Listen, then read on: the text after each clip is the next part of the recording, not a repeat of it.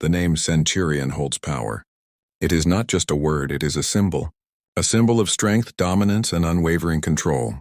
The Roman Empire, vast and untouchable, crafted legends around the Centurion. He was not just a soldier but a commander. A man who bore the weight of empires, who knew nothing but duty and obedience, whose life was defined by the iron laws of war and conquest.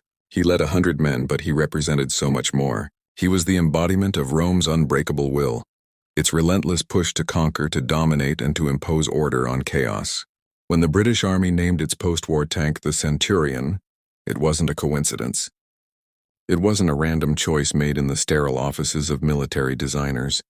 It was a deliberate act, an invocation of power that reached back across time. The Centurion tank wasn't just a machine of war.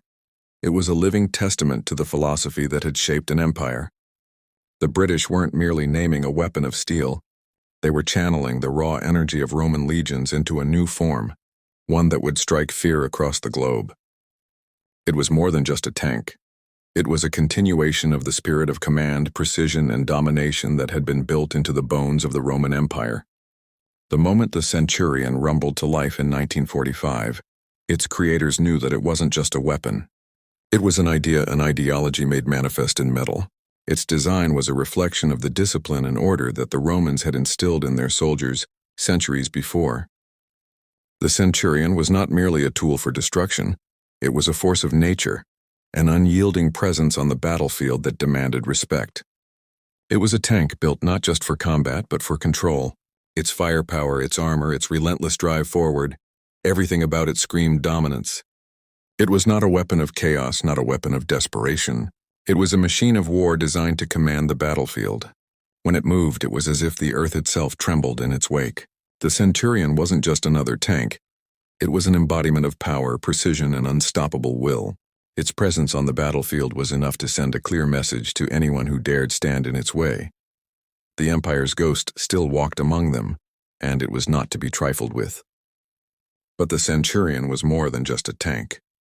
It was a mirror of the world around it, a reflection of the British Empire at its peak. The Empire was fading, its colonies slipping through its fingers, but the Centurion tank was a symbol that the Empire wasn't gone. Not yet. It stood as a reminder of Britain's past glory, of its ability to impose order and control on the world. The Centurion was the last gasp of a fading empire, a machine that carried the ghost of imperial ambition and the brutal reality of war. This tank didn't just carry history, it defined it.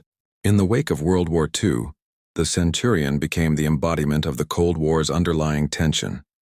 It was the machine that would define the future of warfare. Its armor, its firepower, and its tactical superiority made it a force to be reckoned with. It wasn't just about winning battles, it was about dominating the future. And that is exactly what it did. From the battlefields of Korea to the deserts of the Middle East, the Centurion became a symbol of power that stretched across continents. It wasn't just a weapon used by Britain.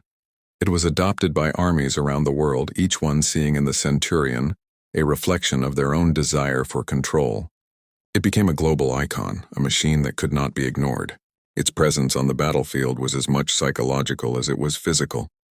It wasn't just about the destruction it caused, it was about the fear it instilled. In the wars it fought, the Centurion didn't just break tanks, it broke spirits. Its mere presence on the battlefield had the power to shift the tides of war. The enemy didn't just fear the Centurion because of its firepower. They feared it because it represented something far deeper, an unstoppable force, an unshakable will that could not be defeated. It was the embodiment of Roman discipline, of unrelenting power that could not be bent or broken. And yet, despite all of this power, despite all of the victories and dominance it had achieved, the Centurion was always haunted by the same truth that haunted every empire. Nothing lasts forever. The world was changing. The Centurion's era would eventually come to an end. It would be replaced by newer, faster, more technologically advanced machines. But even as it was replaced, the Centurion would never be forgotten. Its legacy would live on in the hearts of those who had commanded it, in the nations that had relied on it, and in the stories of the men who had fought beside it.